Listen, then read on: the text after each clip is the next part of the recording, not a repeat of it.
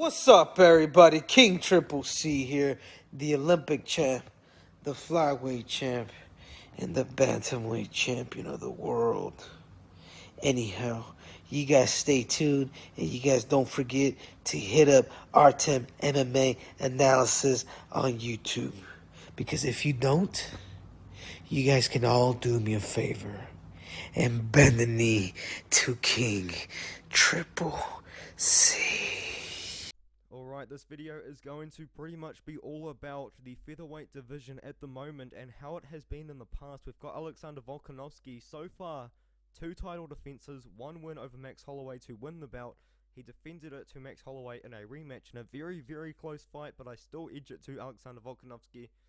He's beaten Jose Aldo before, and he just most recently beat Brian Ortega, and with Henry Cejudo, who just did my intro, wanting to fight him, maybe he could really be in the conversation for greatest featherweight of all time. So what I'm going to do at the moment is I'm just going to look over his career, going to look over Max Holloway's career, and I'm going to look over Jose Aldo's career, because I think those are the 3 guys that are really being considered as the greatest featherweights of all time. So what we've got here, Alexander Volkanovski, in my opinion, his last 5 fights are his best wins. He's got that win over Chad Mendes.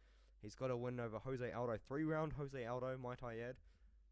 2 wins over Max Holloway, and 1 win over Brian Ortega. And what I think, in my opinion, what does he have to do to become the greatest featherweight fighter of all time? I think he has to defend his belt 2 more times.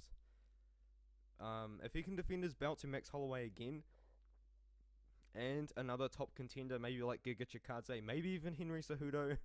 I know that Henry Cejudo wouldn't really be considered a top contender of the featherweight division, but he is still a big name. He's still a guy that has done a lot for the sport. He's flyweight champion, bantamweight champion, and I think the thing that really puts a massive statement on Henry Cejudo's career is that he somehow managed to land an intro spot on the Artem MMA Analysis channel. But all that aside, let's start talking about Max Holloway. So Max Holloway, 22-6 record, a very good record, a lot of really good wins on his record. He's beaten Jose Aldo twice himself, and he won the interim bout to Anthony Pettis back in 2016, then beat Jose Aldo to unify the bout, defended it against Jose Aldo, and then beat Brian Ortega in dominant fashion to defend the belt, obviously. And then he fought Dustin Poirier for the interim 155-pound bout, and then defended his belt at 145 again to Frankie Edgar. So the amount of title defenses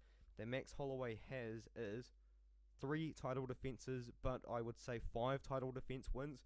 He's got the interim belt win and the unification belt win, so he's got 5 title wins. Alexander Volkanovski at the moment has 3 sorry, he's got 3 title wins, so I'd say 2 more for Alexander Volkanovski matches Max Holloway.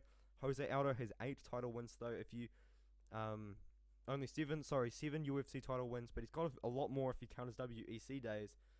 He first defended the belt to Mark Hominick, and since then he defended the belt 7 times to top contenders. The Korean Zombie back in 2013, and Korean Zombie is still highly ranked up at the moment. Chad Mendes 2014, Chad Mendes is still up there as well.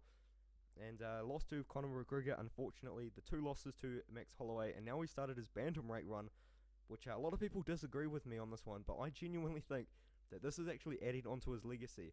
And I'm going to start talking about that now. I think that when a fighter changes weight class and starts building a legacy in a different weight class, I think that says a lot about the fighter. I think that kind of proves a lot more than just staying in the same weight class forever. And Alexander Volkanovski wants to move up to 155 pounds, and I think that he could do it.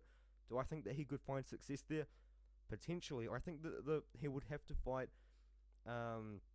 maybe for the belt, or maybe he would fight like Michael Chandler or something like that. A top 5 guy. That would be a massive fight.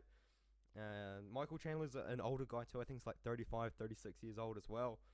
But yeah, the thing is with Alexander Volkanovski, he's 33 years old. He wants to stay active. We probably want to see him defend his belt at least a couple of times before he becomes over 35 years old.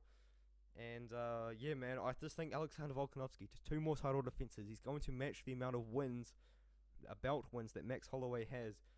And then he could potentially try and beat Jose Aldo's record of 7 title defenses, but it's going to be difficult when he's 33 years old. He's going to have to fight multiple times a year to kind of pull that off before he becomes a bit old and age starts catching up to him. I know he's a beast. I know he's built different, and I think he can do it, man. I genuinely think Alexander Volkanovski will be in the conversation for greatest of all time in a couple of title defenses time. So yeah, that's pretty much it for the video, man. 7 title defenses for Jose Aldo. I think we've got 3, 2 for Alexander Volkanovski. We've got like 3 for Max Holloway. So I think Alexander Volkanovski defends his belt 2 more times. He's going to be above Max Holloway in the official title defenses category, and I think that he could definitely be competing with Jose Aldo for that run, man. He's got good wins. He's got the win over Brian Ortega, got the win over Max Holloway twice, Jose Aldo win, Chad Mendes win, Darren Elkins win is pretty good too. Jeremy Kennedy at the time, really good win. Jeremy Kennedy now fighting for PFL and Bellator. But yeah, I just thought this would be an interesting fight to make. Let me know if you guys agree, disagree. Maybe you even already have Alexander Volkanovski as your greatest of all time. At the moment, I've got Jose Aldo, and I would say second and third are very close. I think I would edge Alexander Volkanovski at the moment for second, Max Holloway for third, but very, very close. Alexander Volkanovski just got to beat Max Holloway a third time, or the winner of Max Holloway versus Yair Rodriguez. I think it would be Max Holloway though. And if he beats another top contender, I would say the one after Max Holloway will probably be Giga Chikadze. I can see Giga Chikadze probably getting a pretty good win and then calling out Alexander Volkanovski. So we'll see what happens there. And we'll see if he goes up to 155 as well. I'm really interested to see what's going to happen. So we'll see what happens. And yeah, hopefully you guys enjoy the video. And hopefully you guys enjoy the fights this weekend. Alright, gonna make this as fast as I possibly can. I just want to give a shout out to Fanatics Fantasy MMA. They're an app on iOS and Android. And man, you join my group. I've got a public group on there. And what you do is you pretty much make your picks and predictions. So maybe you're really confident in Jan Blachowicz by KO.